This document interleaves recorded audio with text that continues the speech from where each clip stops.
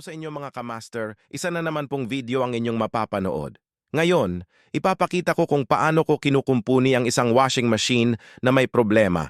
Simple lang ang proseso, tamang check, tamang diskarte at maayos na trabaho. Simulan na natin. Paalala lang po mga kamaster, hindi po ako isang lisensyadong profesional sa larangang ito.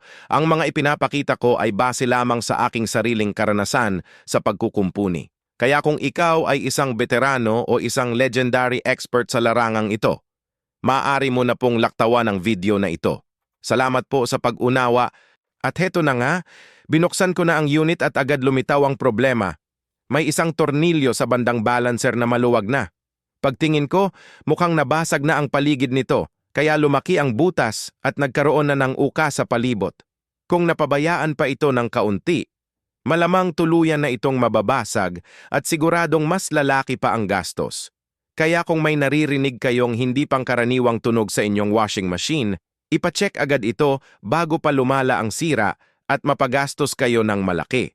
Sa ganitong sitwasyon, napakasimple lang ng naging solusyon.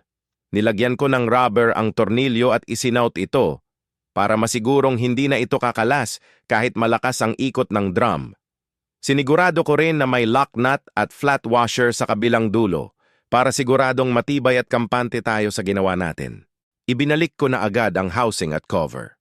Medyo excited na ako sa magiging resulta dahil dito malalaman kung ito lang ba talaga ang sira o kung may iba pa. Minsan kasi, nadadamay na rin ang mga bearings kapag sobra na ang vibration at pwedeng mabasag.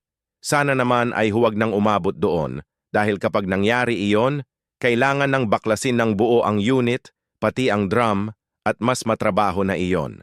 At heto na, ang moment of truth. Makinig kayong mabuti kung ano na ang tunog nito ngayon.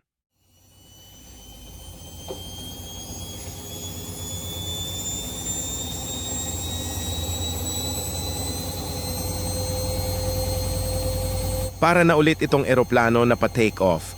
Parang jet engine na ang tunog, hindi na panggiling ng bato. Dito muna magtatapos ang ating video.